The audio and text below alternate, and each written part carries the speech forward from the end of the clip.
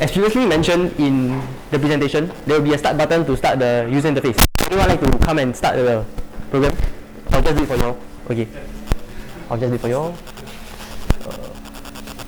So after pressing the start button, we can see that everything start operating. So as we can see from here, the system is actually active. So as you can see, the device password, the device ID, the device time and battery is all kept encrypted. As you can see, the device is safe. But there is something that we didn't log, which is the automated power reduction and also the infrared function. So one thing that I do when on site itself to check whether data is transmitting physically is to check the blue LED on the host device.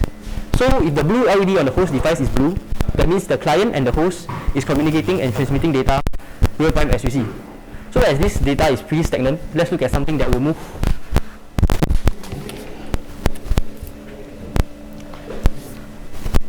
Okay. And as you can see, the irradiance now is at 2 because it is currently measuring the irradiance from the lamp. So if anybody would like to shine the light on the irradiance sensor, definitely the irradiance sensor will rise up. So with that, we also have the temperature value.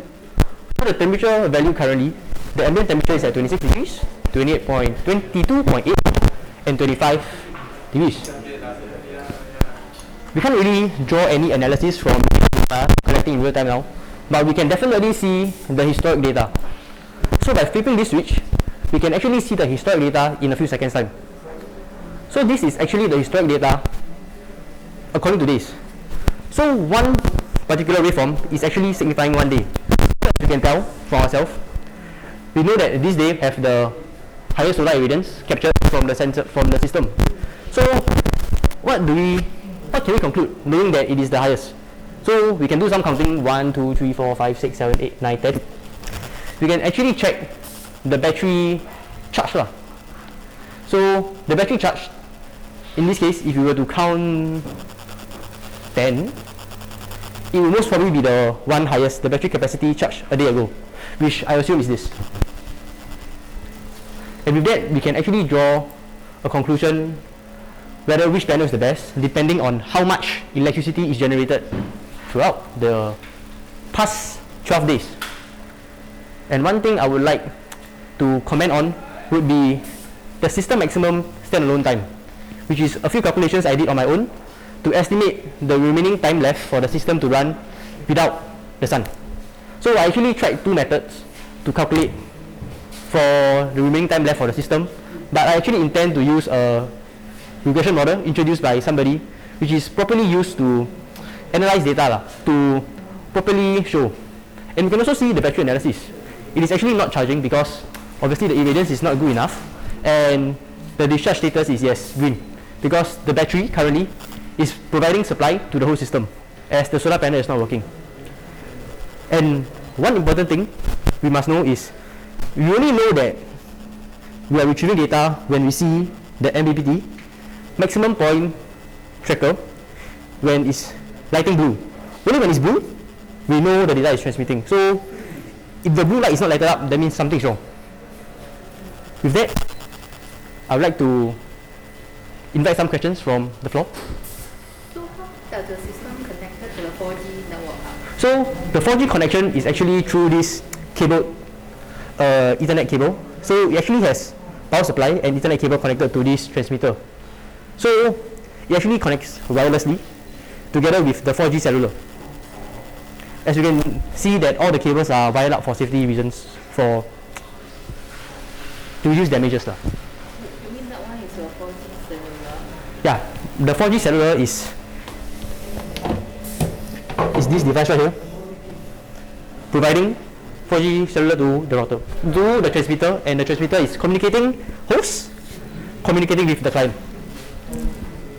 So what is the coverage of the distance? So the coverage we have tested from one roof to another roof, so it is about roughly less than 200 meters, but we can still retrieve data. 200 meters. Yeah, which I would say in terms of cost saving wise is really very, very good, because ideally we can put one 4G router in each system so that they are all connected to the internet.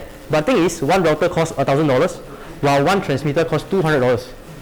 So with only one host, we can actually count the cost saving for the whole entire project. That's why we implemented this method to make sure it is not only cost effective, it is also to make sure the project is scalable, to make sure that everything can be tested as fast as possible, as reliable as possible. The system is battery power, is it? It is only battery powered when there's not enough irradiance. When the irradiance is not enough to charge the system. Use the solar. Yeah. Then how about the cellular, the 4G cellular, the one you need to connect them to power supply, is it? Yes, the 4G cellular currently is connected to the power supply because we only have one system. But ideally, there will be two systems, but one system with the 4G router with the host. Just wondering how many data you need to send and what's the data rate you need? The data rate, I'm actually retrieving a data about 27 parameters. 27 parameters. Yes, from the irradiance combined with the MPPT together with the ambient temperature. So the ambient temperature is actually right here. So this is where we measure the environment temperature. Yep. Any other questions from the floor?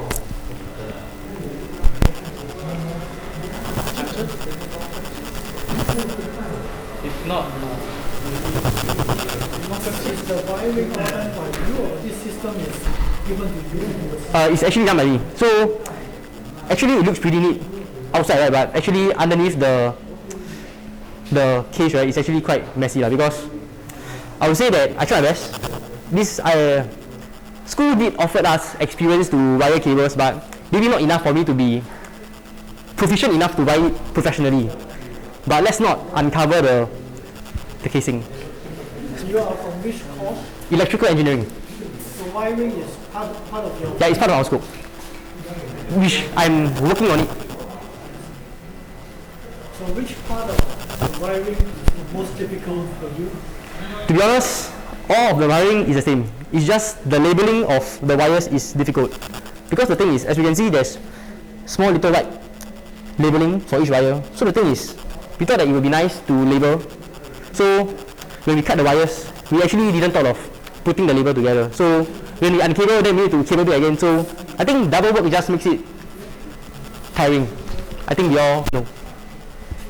Other than that, it's the same lah. What age number of wire you use? Sorry? What is the wire age number you use? Wire 8. AWG of What is AWG? American wire gauge. Oh, how thick the wire? Okay, so actually there's 3 different thickness of wires over here.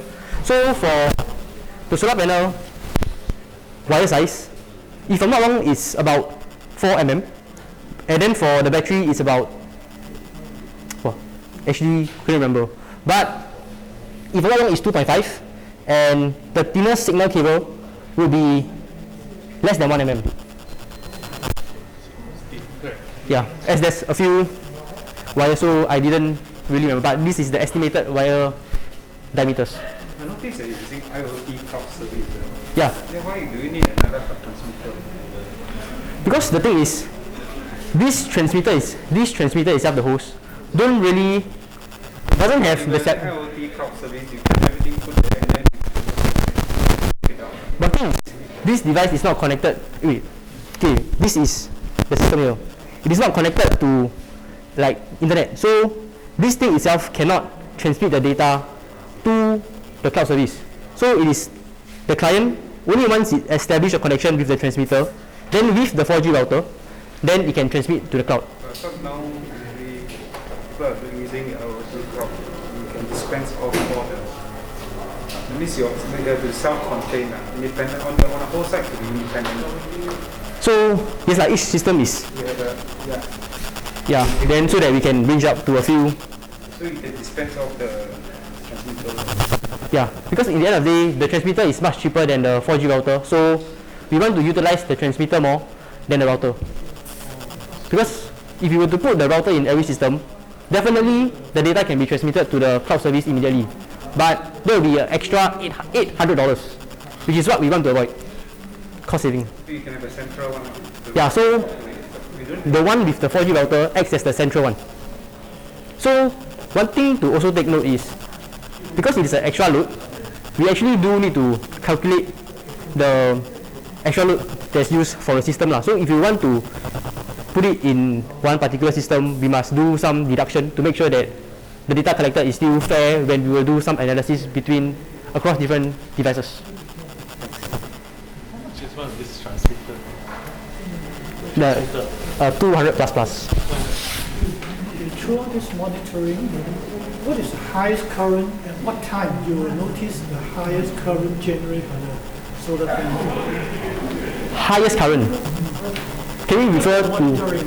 Yeah. So throughout the day, which time do you notice? Could you display the solar? Okay, sure. Let's go. So we are looking at the solar current highest. So the highest solar current, because this from the graph, right?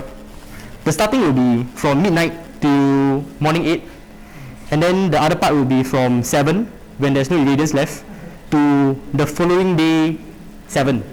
So if you do some halving of the day, right? Can you extend the graph? I think Focus on that couple hours. okay, we were to scale. Okay, wait, I don't auto scale lah. Yeah, I must actually stop running. Okay, let me stop running.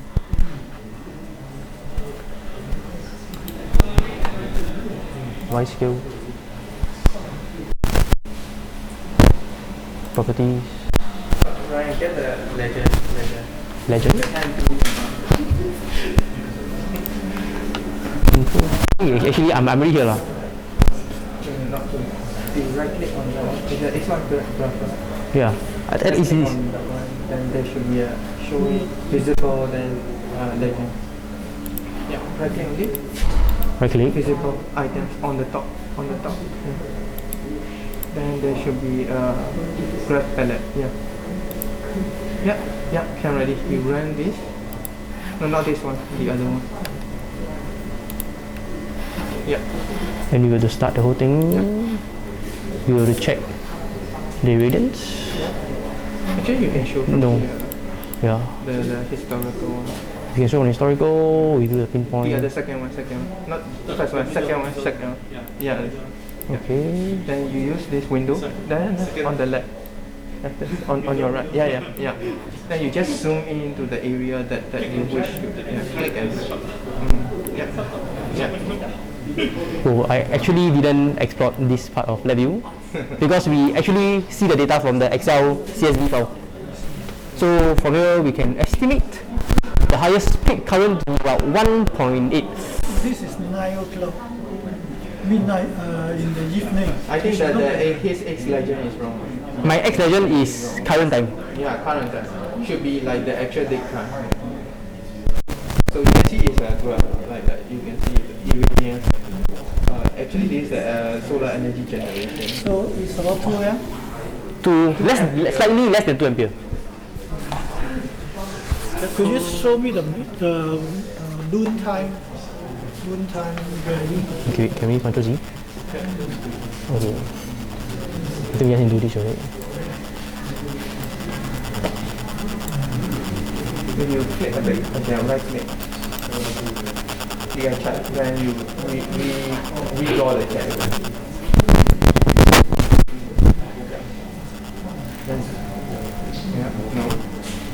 No, we can just refresh, right? That's what. Yeah. That's the purpose of the button.